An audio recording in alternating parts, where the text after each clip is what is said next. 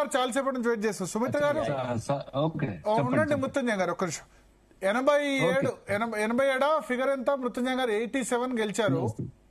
84 గెలిచారు కాంగ్రెస్. 83 గెలిచారు. 17 39% versus 28% BRS. Bharat గారు నమస్తే అండి. మీకు, మృత్యుంజయం గారికి, శరత్ గారికి, ప్రకాష్ అన్నకు, జీ తెలుగు వీక్షకులకి అందరికి నమస్తే. నిజమే, ప్రజాస్వామ్యం క్రమేపీ ధనస్వామ్యంగా పరిణమిస్తున్న తీరు విచారకరమే. అన్ని ఎన్నికల్లో ఈ ప్రభావం క్రమంగా పెరుగుతూ పోతున్నది. ఈ పెట్టుబడి సంస్కృతి, పేమెంట్ కోటా సంస్కృతి పెరుగుతూ పోతున్నది, అటు అసెంబ్లీ గాని ఇప్పుడు ఇక్కడ గాని. ఈ మాట మీరు అంటున్నటువంటి ఈ మాట, ప్రత్యక్ష ఎన్నికలు ఉంటే బాగుండు మున్సిపాలిటీలకు, గ్రామ పంచాయతీలాగా అన్న మాట అసెంబ్లీ ఎన్నికల్లో కూడా నాకు వినపడ్డది. డైరెక్ట్ గా ఎన్నికలు ఉంటే బాగుండు, కేసీఆర్ గారే సీఎం అవుతుండే, మా ఎమ్మెల్యే ఒక్కడు ఓడిపోతాడు అనుకున్నాం, మా ఎమ్మెల్యే ఒక్కరే ఓడిపోతారు అనుకున్నాం, వీళ్ళకి కొంచెం అహంకారం పెరిగింది, లేదంటే వీళ్ళు ఇట్లా అయినరు అని అనుకున్నటువంటి వినపడింది. ఇది నాట్ ఓన్లీ మున్సిపాలిటీలకే అండి, పేమెంట్ కోటాల్లో ముఖ్యమంత్రి స్థాయికి కూడా వెళ్లే పరిస్థితులు మనం ఇక్కడ చూస్తా ఉన్నాం. కోమటిరెడ్డి రాజగోపాల్ రెడ్డి గారు ఆ మాట అమెరికా తరాలు పెట్టాలా? డైరెక్ట్ గా అధ్యక్ష ఎన్నిక, గవర్నర్ ఎన్నిక, ట్రంప్ కు డైరెక్ట్ గా ఎన్నుకుంటారు అధ్యక్ష. ట్రంప్ అయినా డైరెక్ట్, గవర్నర్ కూడా రాష్ట్రాలు డైరెక్ట్ ఎలక్షన్. అప్పటికప్పుడు వచ్చిన పార్టీ గాని, విలువలు గాని లేకుండా, సీనియారిటీ అట్లాంటిది ఏం లెక్క లేకుండా, పేమెంట్ ఎవరైతే పెట్టుబడి పెట్టగలరో వాళ్ళే ఏ స్థాయిలో అయినా వాళ్ళే రాజకీయాల్లో కొనసాగలరు, మనగలరు అనేటువంటి రోజులు నడుస్తున్న తీరిది. అయినప్పటికీ బీఆర్ఎస్ గా మేము ఇటు కాంగ్రెస్ ను గట్టిగానే నిలువరించగలిగినాం, గట్టి పోటీనే ఇవ్వగలిగినాం. ఇందాక మీరు చెప్పినట్టుగా మేము అధికారంలో ఉన్నప్పుడు గానీ, లేదా ఇతర పార్టీలేవి అప్పటి ఉమ్మడి రాష్ట్రంలో ఇతర పార్టీలేవి అధికారంలో ఉన్నప్పుడు కూడా స్థానిక సంస్థల్లో ఎన్నికల్లో మెజారిటీగా అధికార పార్టీకే ప్రజలు పట్టం కట్టే పరిస్థితులు ఉంటుండే. ఇప్పుడు ఈ అధికార కాంగ్రెస్ ఎంతలా అధికార దుర్వినియోగం చేసినా, వాళ్ళు అంగబలం, అర్థబలం ఎంతగా ఉపయోగించినా మరి ఈ స్థాయి ఫలితాలు. మేమైతే బలమైన పోటీ ఇవ్వగలిగినాం, గట్టిగానే సీట్లు 750 పైచిలకు కార్పొరేటర్లు గాని, మరి కౌన్సిలర్లు గాని మేము సాధించుకోగలిగినాం, గట్టి పోటీ ఇవ్వగలిగినాం. ప్రజల్లో కాంగ్రెస్ పట్ల వ్యతిరేకత ఉన్నదని ఎంతో కొంత రిఫ్లెక్ట్ అయితే అయింది ఈ ఫలితాలతో. ఇక ఇప్పుడు చూస్తే ఈ అనైతిక పొత్తులు మృత్యుంజయం గారు చెప్తున్నారు, వారు చెప్తున్నారు ఎక్కడో చోట జరిగిందని. ఎక్కడో చోట కాదండి, రాష్ట్రంలోనే జరుగుతుంది. బీజేపీ కోసం కాంగ్రెస్ అస్త్ర సన్యాసం చేస్తుంది, కాంగ్రెస్ కోసం బీజేపీ అస్త్ర సన్యాసం చేస్తుంది. ఇద్దరు ఒకటైతరా? కారు దేశంలో పార్టీలు ఉండవంటే దేశం పరిస్థితి వేరు, ఇక్కడ రాష్ట్రం పరిస్థితి వేరండి. ఇక్కడ సందిగ్ధావస్థ ఉన్నది. ఇక్కడ ముఖ్యమంత్రి గారు రాయకల్లో కాంగ్రెస్ సపోర్ట్ తీసుకొని గెలిచారు. మీరు municipal chairman, Congress vice chairman. చాలా చోట్ల పటాన్ చెరువులో బీజేపీ సపోర్ట్ తీసుకున్నారు, ఆదిలాబాద్ లో కాంగ్రెస్ సపోర్ట్ ఇచ్చారు, నర్సాపూర్ లో బీజేపీ సపోర్ట్ అటు. ఇట్లా రాష్ట్రంలోనే సందిగ్ధావస్థ ఉన్నది. ముఖ్యమంత్రి గారు ఏ పార్టీ ముఖ్యమంత్రో తెలియని పరిస్థితి. అప్పుడే తెలుగుదేశం, అప్పుడే బీజేపీ, అప్పుడే కాంగ్రెస్, 3 పార్టీల ముద్దుల నేతగా ముఖ్యమంత్రి గారు కొనసాగుతా ఉన్నారు ఇక్కడ రాష్ట్రంలో.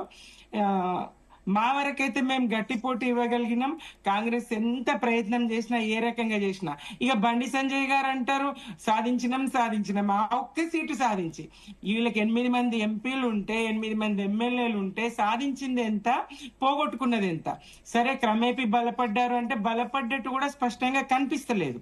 వీళ్ళు బీజేపీ అయితే కొంత తగ్గే ఉన్నది రాష్ట్రంలో. దానికి కారణాలు మరి ఇన్ని ప్రతిపక్ష పాత్ర పోషించలేని స్థితి అని నేను అనుకుంటా. ఈ 2 సంవత్సరాల పై చిలుకు కాంగ్రెస్ పాలనలో కాంగ్రెస్ ప్రభుత్వ వ్యతిరేక విధానాలు అయితేనేంది, వాళ్ళు ఇచ్చినటువంటి హామీలు నెరవేర్చుకోవడంలో విఫలమైన తీరు అయితే ఏంది, ప్రజల్లోకి బలంగా బీఆర్ఎస్ తో పాటు బీజేపీ ఆ పాత్ర పోషించలేదు. కాబట్టి బీజేపీని ప్రజలు గుర్తించలేరు. కారణం ఉంది అని నేను అనుకుంటున్నా. ఆ కారణంగానే బీజేపీని ప్రజలు గుర్తించలేరు. బీఆర్ఎస్ గా మమ్మల్ని ఎంత అడ్డుకోవాలని చూసినా ఎన్నికల ముందు అటు మీడియా దృష్టి మళ్లించాలని గాని, ఇటు మా శ్రేణుల దృష్టి మళ్లించాలని గాని, అటు ప్రజల దృష్టి మళ్లించాలని గాని రేవంత్ రెడ్డి గారు ఎన్ని పన్నినా, ఎన్ని కుట్రలు చేసినా ఈ శాతం మేము రాబట్టుకోగలిగినాం. అటు సిట్లని, టెలిఫోన్ ట్యాపింగ్ కేసులని, మా అగ్రనేతలందరినీ విచారణకు పిలిచి అక్కడ ఏదో తప్పు జరిగిపోయిందని ఆ స్థాయి దుష్ప్రచారం చేసి బీఆర్ఎస్ మీద ఈ మాత్రమైనా వాళ్ళు తెచ్చుకోగలిగినరు. మేమైతే గట్టిపోటు ఇచ్చినామండి, దీంట్లో సందేహమే లేదు. ప్రత్యక్ష ఎన్నిక ఉంటే మంచిదే, మీతో నేను ఏకీభవిస్తున్న ఈ విషయంలో. ఈ కాంగ్రెస్ వైఫల్యాలు సరే, వీళ్ళు మృత్యుంజయం గారు అంటారు మా టర్మ్ అయిపోయినా ఇంకా కొనసాగుతారు కదా వీళ్ళు అని చెప్పేసి. అవును, మా టర్మ్ అయిపోయినా వీళ్ళు కొనసాగలేరా ఇప్పటి వరకు? దాంతో ప్రత్యేకంగా బీఆర్ఎస్ కొనగూడింది ఏమైనా ఉందా? ఏ ఎన్నిక కా ఎన్నిక ప్రజల తీర్పు వేరుగా ఉంటది. 2 సీట్ల నుంచి అధికారం సాధించే వరకు కేంద్రంలో బీజేపీ ఎదిగింది. ఎస్, మేము ప్రతిపక్షంగా బలమైనటువంటి 39 తెచ్చుకోగలిగినాం సీట్లు. ఈ 10 మంది అటు పోయినా మళ్ళా 39 ఎక్కడ వచ్చాయి? 17 కదా. ఇప్పుడు కాదు, అసెంబ్లీ మాట అంటున్నా. ఆ 10 మందిని వాళ్ళు తీసుకున్నా. ఆ 10 మందిలో ఒకరు వచ్చి ఇప్పుడు స్పష్టంగా నేను బీఆర్ఎస్ కే ఓటు వేయమని గూడెం మైపాల్ రెడ్డి గారు అంటారు. ఆ గూడెం మైపాల్ రెడ్డి మీకు 5 సీట్లు తెచ్చారు అవుట్ ఆఫ్ 70. ఆయన ఒక్కరు చెప్పిండ్రు స్పష్టంగా, బీఆర్ఎస్ కోట వేయమని ఓపెన్ గా ఆయన చెప్పిండ్రు. మిగతా చోట్ల మేము బీఆర్ఎస్ ఆయన లేకపోతే మరి 12, ఆయన మళ్ళా రాకపోతే 12 మీకు. మరి సరే, ఆయన లేకపోతే ఆయన 5 తెచ్చాడు. మొత్తానికి మొత్తం పోతే అనడానికి వీల్లేదు. ఆయన లేకపోతే మొత్తానికి మొత్తం పోతే అనడానికి కూడా వీల్లేదు. అట్లా ఆయన ఓపెన్ గా పనిచేసిండ్రు. నేను ఓపెన్ గా చెప్పిండ్రు ఆయన. ఇక్కడ సంజయ్ గారు మొన్ననే రీసెంట్ గా ఆయన ఏం చెప్పిండ్రు, నేను బీఆర్ఎస్ తోనే ఉన్నా, కాంగ్రెస్ తో కలిసి పనిచేస్తున్నా అన్నారు. ప్రత్యక్షంగా కాంగ్రెస్ క్యాంపులో ఉన్నారు, కాంగ్రెస్ కండువాలు వేసుకొని ఉన్నారు, కాంగ్రెస్ కే వీళ్ళందరూ పనిచేసిండ్రు. అది స్పష్టంగా కనబడ్డది. అయినప్పటికీ ఈ స్థాయిలో అధికార చేసినా, ఈ స్థాయిలో ప్రజాస్వామ్యాన్ని కూని చేసినా, ఏం చేసినప్పటికీ మేమైతే అనుకున్న స్థాయిలో ఇంకాస్త మెరుగుపడేది ఉండే.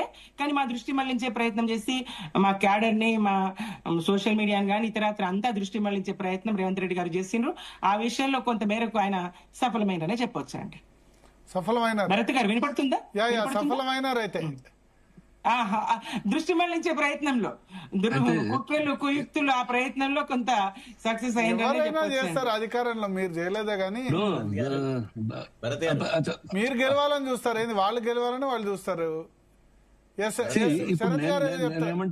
శరత్ గారు చెప్పండి. ఇప్పుడు బీఆర్ఎస్ రాష్ట్ర నాయకుల కృషి వల్ల మున్సిపాలిటీస్ ఏవో గెలిచినాయంటే దానంత శుద్ధ అబద్ధం ఇంకోట్లేదు. కాంగ్రెస్ పార్టీతో పొడసూపలేక వాళ్ళు బీఆర్ఎస్ తరఫున నిలబడ్డారు, వాళ్ళు గెలిచినారు అంతే. పోయి కేటీఆర్ ప్రచారం చేసినా, లేదా హరీష్ రావు ప్రచారం చేసినా అవుతుంది, ఇంకెవడో ప్రచారం చేస్తే ఏదో జరిగిందా, అంత అవుతుంది. జనరల్ గా గ్రామాలలో 2 గ్రూపులు ఉన్నాయి. ఒక గ్రూప్ ఒక పక్షం అయితే ఇంకో గ్రూప్ ఇంకో పక్షం. గ్రామాల నుంచి వచ్చిన వాళ్ళం, గ్రామ రాజకీయాలు చూసిన వాళ్ళం, అసలు రక్తాలు భారంగా చూసిన వాళ్ళం. మేము ఇద్దరు అన్నదమ్ములే, సొంత అన్నదమ్ములే. తమ్ముడు అన్నను షూట్ చేస్తే అన్న తప్పించుకొని హాస్పిటల్లో జాయిన్ అయినాక తమ్ముడి అన్నది స్టేట్మెంట్ రికార్డ్ చేయడానికని చెన్నూరు గవర్నమెంట్ హాస్పిటల్కి పోతే అన్న ఏం చెప్పాడు, నన్ను మా తమ్ముడు షూట్ చేయలేదన్నాడు. మేము అంతా అయిన తర్వాత లాస్ట్ గా అడిగినా, ఏమయ్యా నీ తమ్ముడే నిన్ను షూట్ చేస్తే నువ్వు గట్లని చెప్పినాడే, వాడిని నేను చెప్తా కానీ పోలీసుల కిందకి అప్పగిస్తా అన్నాడు. సో ఆ రకమైన రాజకీయాలు జరిగిన గ్రామీణ ప్రాంతాల నుంచి మేము వచ్చిన వాళ్ళము. మీ రాష్ట్ర నాయకత్వం వల్ల పార్టీకి వనగురింది లేదు, వీళ్ళని నమ్మి పార్టీ కార్యకర్తలు లేరు. వాళ్ళ మనుగడ కోసమని వాళ్ళు గెలుచుకున్నారు, వాళ్ళు కష్టపడ్డారు, వాళ్ళు డబ్బులు ఖర్చు పెట్టినారు. పార్టీ గనక ఒకవేళ బాగా ఇన్వాల్వ్ అయ్యి ఉంటే ఇన్ని సీట్లు కూడా మీకు రాకపోతుండే.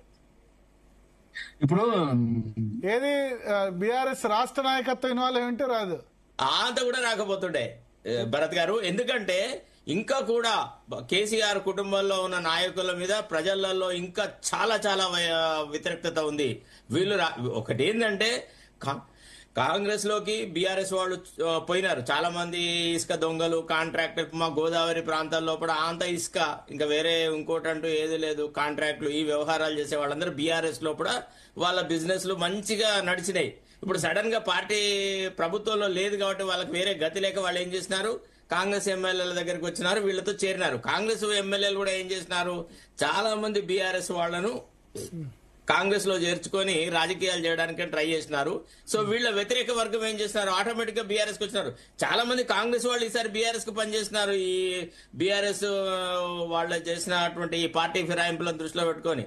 సో అట్లా గెలిచిన వాళ్లే ఒరిజినల్ గా ఈ పార్టీ రాష్ట్ర నాయకత్వం ఏదో చేసింది అంటే చాలా అది దుర్మార్గము. అసలు వీళ్ళ ఇంపాక్ట్ గ్రామీణ ప్రాంతాలలో రవ్వంతా కూడా లేదని చెప్పొచ్చు.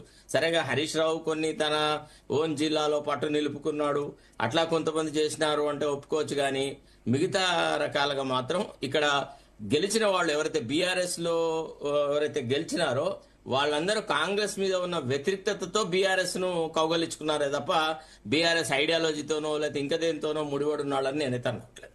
మేము చూసినాం చాలా చోట్లలో జరిగిన పరిణామాలు అవి. మృత్యుంజయం గారు, ఇప్పుడు భరత్, ఇప్పుడు నేనేమంటున్నా అంటే, ఇప్పుడు సోదరి మాట్లాడింది, ఇప్పుడు మేము గెలిచినప్పుడు మొత్తం ప్రజాస్వామ్యం ఉన్నట్టు, లేకుంటే ఇప్పుడు వాళ్ళు ఓడిపోయారు కాబట్టి మొత్తం ప్రజాస్వామ్యం ఖూనీ అయిందంటే అది ఎట్లా చెప్పండి. ఇప్పుడు తర్వాత ఇక ఆమె సోదరి పాపం ఆ ప్రకారంగా చెప్తా ఉన్నది. ఇప్పుడు ఇక్కడ ఎలక్షన్ అనేది ప్రజలు ఓట్లేసిన దాని ప్రకారంగా మనకున్నటువంటి రాజ్యాంగబద్ధంగా మనకున్నటువంటి చట్టబద్ధంగా ఎలక్షన్లు జరుగుతాయి. ఇప్పుడు అంజయ్ గారి ప్రభుత్వం ఉన్నప్పుడు మీకు తెలుసు, జ్ఞాపకం ఉన్నదో లేదో, అప్పుడు సమితి ప్రెసిడెంట్ డైరెక్ట్ ఓటింగ్, జిల్లా పరిషత్ చైర్మన్లు కూడా డైరెక్ట్ ఓటింగ్, జడ్పీ చైర్మన్ అంటే భారతదేశంలో అతి పెద్ద ఎలక్షన్ అంటే జిల్లా పరిషత్ చైర్మన్ ఎలక్షన్. ఆ కాలంలో